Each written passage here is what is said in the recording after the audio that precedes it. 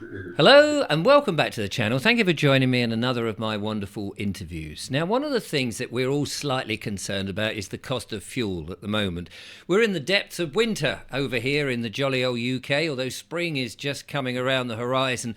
And some of us have been wrapping ourselves with blankets because the cost of heating the home and lighting it is rather extortionate. Well, what if I was to tell you that there is actually energy that is, well, free. I'm not talking about the solar and I'm not talking about the wind, which we know there are issues with weather conditions. But I'm talking about an energy which is pretty much perpetual. Something that relies, well, let's call it cosmic energy, shall we? Relies on moon cycles. You think I'm talking absolute nonsense, don't you? Well, I have the inventor of a new discovery. Well, I say it's new. He's been working on it for donkey's years, and now we're having the first public demonstration of this incredible technology. And the gentleman joins me now. His name is James Gorin Von Grozny, and he joins me now. James, welcome to the show. Richard, good afternoon. How are you doing? I'm doing very well, and your lovely little dog there, which is on your lap as well. Yes, Hello to my him. Is he baby. the real brains behind everything? Anyway, Well, there. she's the boss, definitely. She's the Yeah. boss. Oh, marvellous. Well, that's it. So, we Yeah. are talking about something which people have been looking for a long time. Energy, which is very cost effective, is almost free, is not going to poison the atmosphere. That's holistic. We've heard about free energy inventions in the past, and those people who've come up with those mysteriously disappear. Let's hope that's not the case here. You've got a demonstration of this which you're making public and looking for people to get involved with. Sure. James, tell us a little, if you wouldn't mind, about your cosmic energy. Well, it is very much as you described it, really. It's cosmic in as much as it's dependent on the moon cycle. And as the moon approaches an ocean, the ocean is pulled towards it magnetically, and it follows the moon around until it drops out of scope. And then there's a low dip in between the next tide. So you actually have two highs and two low tides a day. So you've got four cycles, and it's a perpetual uh, motion. Um, what LPD actually makes it different is that it accelerates that very slow movement, without moving parts. It does it hermetically. And it was done actually by chance rather than sat down and thought about and invented. It became pretty obvious when I saw it in the bath. So and you had a eureka moment like Archimedes. Sort of, yes, rather, yeah. I That's did. And I amazing. thought, Yeah. and I checked again, and I thought, well, because I did work on what I call the sea pump in 1985, but that depended on mechanics following the rise and fall of the tide, and floats and all sorts of levers and cogs, and too expensive at the time when nobody was really interested in energy. Right. Um, but thankfully, yeah, we've skipped all that now, Oh, and we that's good. have a big area of air squeezed in through a little hole driving a wheel and driving the generator. So this is something called, you called it LPD just now, Lunar Pulse Drum. And am I right in thinking this is a Yeah. drum that sits on top of on the sea in a bay close to land, so you can then take the energy and turn it into electricity or what have you? Yeah, And it attacks it's dogs. No, um, and it sits on there, it and has it works because the tide is going in and out. on stilts. Yeah, imagine it as a lid, like a lid on stilts fixed to the seafloor. It doesn't move. The tide moves up and down inside. It has an open underside and Yeah. acts like a giant piston, pushing air up and sucking air back down again, and driving the wheel in the same direction, and generated. Yeah. I think we've got a diagram here. I'm just going to go and have a look at our diagram that we've got. If I put that on the screen, and Yeah, and there they are. and there we are. So we can see air and water each doing its own thing and working together. Truly magic. And I know that's quite a small picture on the screen. I'm going to just see if I can blow that up. Oh, that's the wrong one. I've just done the wrong thing. Hang on, bear with me. That's the one. If I do this, it does help if it's number 2 on my screen. Oh, I've just made it disappear. Look at that. I'm a hopeless host. Here we go. So let's just move it across so people can see. So could you give us a sort of, yeah, can you give us a vague explanation just to give people an idea? How big is it, for example? Yeah. Oh, sure. The left diagram then, the sea is compressing what's left of the air that hasn't been already used. And that's under pressure. The tide still rising. When it gets to the top, there'll be a standstill for about 10 minutes, but we can have a storage of pressure.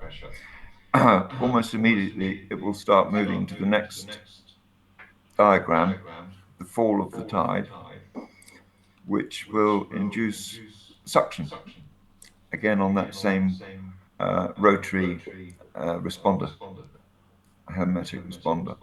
So there's no leakage, there's no turbines involved or propellers. It's all closed circuitry, full power conversion of what the sea has to offer and does offer. That's I mean, yeah, that's amazing. So, how big a space is it? How much volume are we talking about? And how much? I suppose it's electricity it's generating. How much power can it generate? Okay. What about a 3 meter, say 10-foot diameter would be big enough to supply average house? Wow. Okay. Would give you about 550 watts. Yeah. Yeah. And exponentially, if you made it twice the size, 20 foot, it would give you 4 houses. Oh, I see. So so it's going up. Again, it's going up. Yeah. Yeah. And so you could place these in, obviously not in beauty spots and things, but there must be plenty of shore areas in which the tide's coming in and out to affect it. Yeah, that's one of the benefits. There's a lot of free space, and in fact, especially where there's intense demand for energy, it can be located. We could put them anywhere in the estuary of Thames, really, for example, or Bristol, where space is at a premium, right? And electricity is at peak demand locally, and we can put quite a small structure in the Thames or in the Severn. Yes, because they're tidal rivers.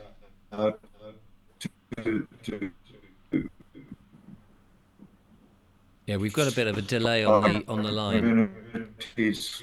Local industries. Yeah. Mm-hmm. Yeah, sorry about that. We've just got a little bit of bandwidth. And I was going to say sorry. And we can utilize the surface, for habitat, leisure, hospitality. Sorry, you said that again. You can use the surface of this drum. You can be on top of it, so you could utilize the surface, even though underneath it's doing all its work. Oh, that's interesting. So it's not an ugly thing, or it doesn't have to be. It doesn't just have to be an ugly thing, because you can put some other things on. It's like a gentle mushroom surface that's always, even at the highest tide, is always above the surface. And would there be danger to aquatic life? None at all. Yeah.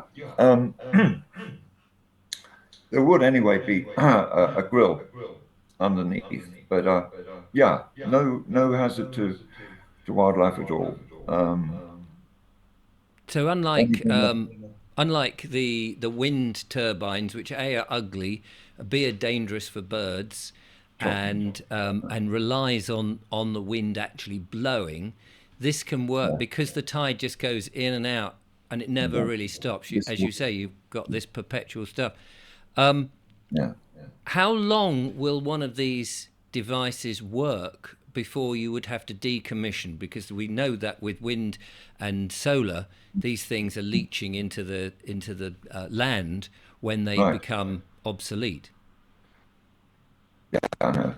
The downstream rig, that is the air responder motor and the generator, would be housed onshore, connected by a single conduit pipe. The structure itself would be built to last 200 years or more. Wow.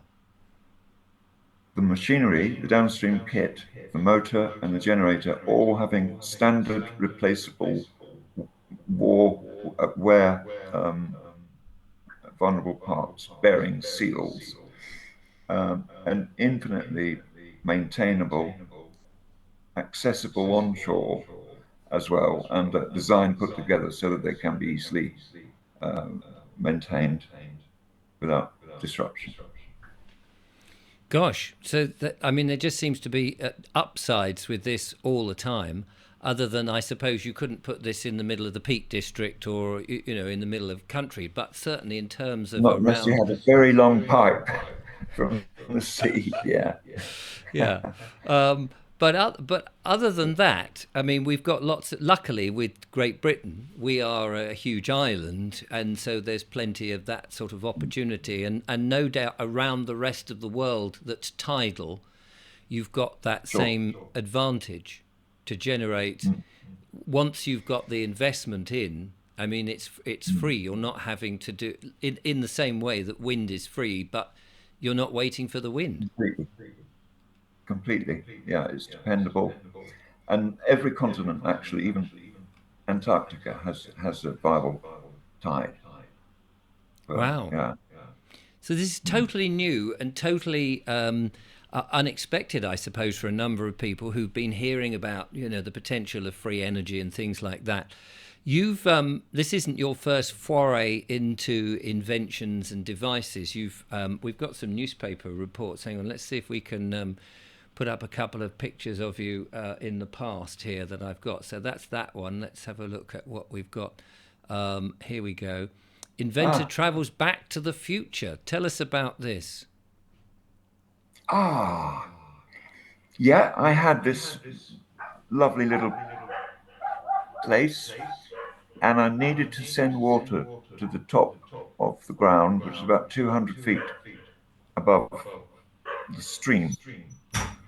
And I found this machine designed by the Montgolfier brothers, who designed the hot air balloon. Oh, yes, that's right. Yeah.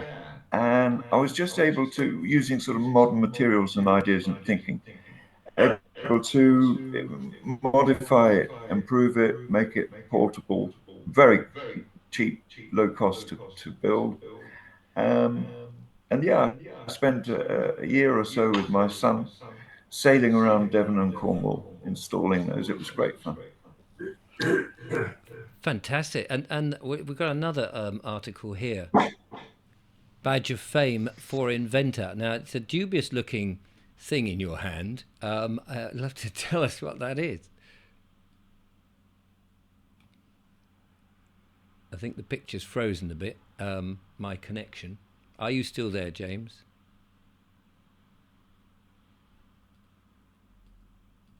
Let's just blow that up so we can have a look at it. If I can remember how the program works. Here we go. So that's a newspaper cutting.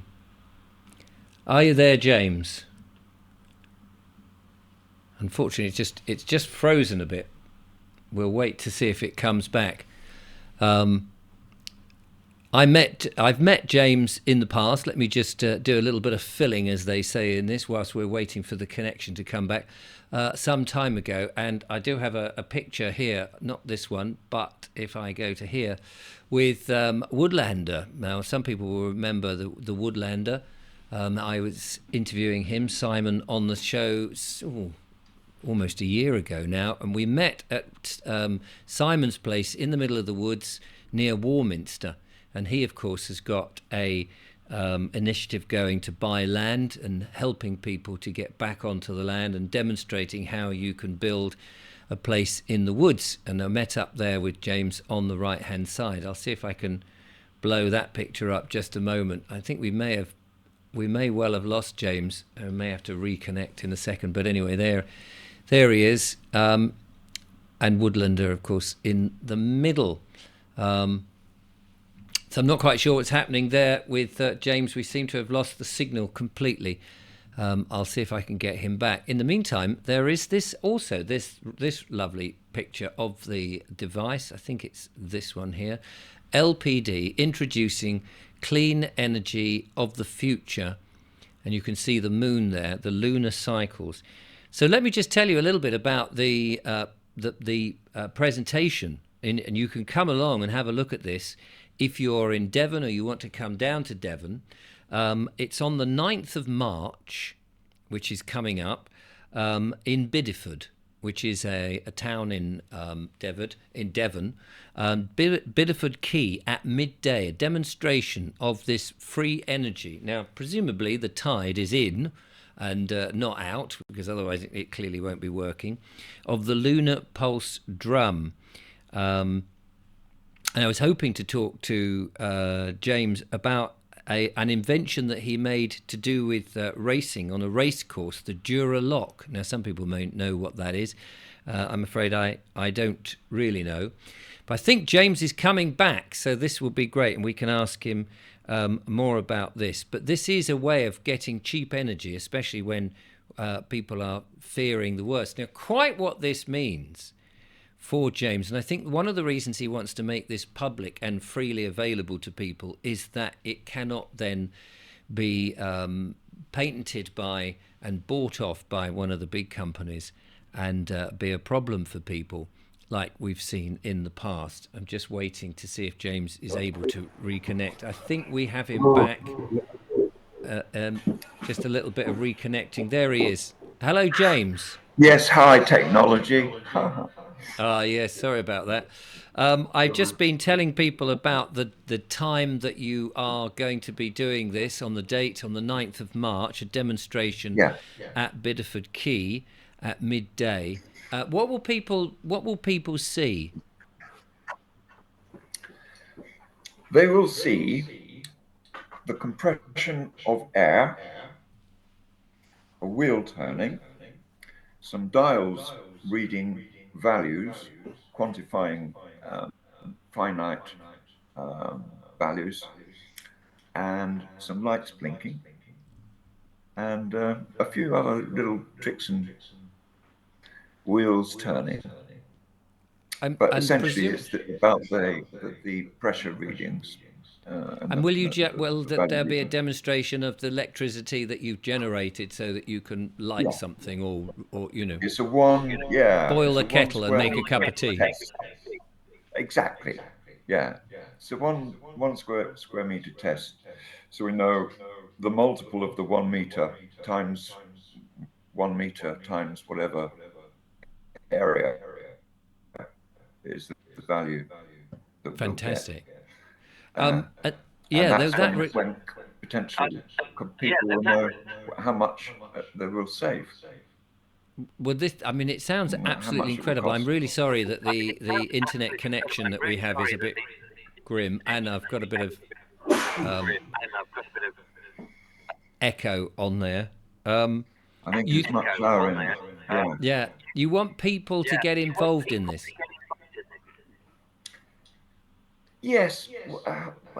While we're in our early days, there is an investment window, and also potential patrons would like to, if they would like to register their interest or even request a viability survey. We also have facility for technical inquiries, and any kind of interest we can help with, I'm sure. Well, it sounds really great. I've got some information in the description. so people can do that. But the main thing is to get people along on the 9th, to see this in action, to see the potential, and then as soon as people have got it, and you've got people involved, and you're demonstrating this, to get as many people to invest and create this free energy for all. Yeah, and participate. Absolutely. It does sound incredible. I think we may have to wrap it up there, because the internet is not our friend today, and we're getting a little bit of feedback and stuff. But thank you so much, James, for telling us about this incredible new invention. Richard, thank you for calling me in, and thank you for sharing it with the audience. And yeah, we want to share the benefits. Well, that is incredible. So about profits. Yeah. Yes. So you're not going to be turning into one of these big energy companies that are there about dealing with shareholders and making the biggest profit you can make. No, gosh, no. There'll be lots of delegation, lots of sharing, and room for everybody to make a little bit of money, and huge savings on the meters and tariffs. That is what we want to see, especially at this difficult time.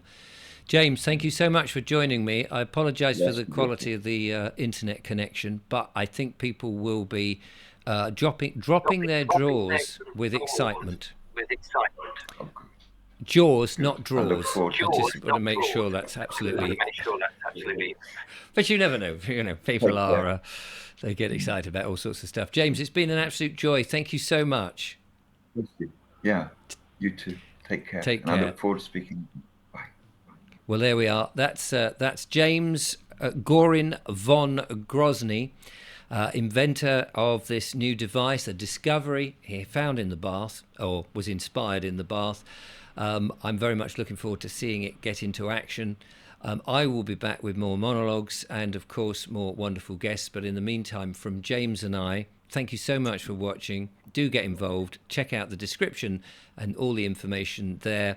And it's on the 9th of March in Bideford Quay at midday. You don't need to bring a rubber duck. Till next time, goodbye.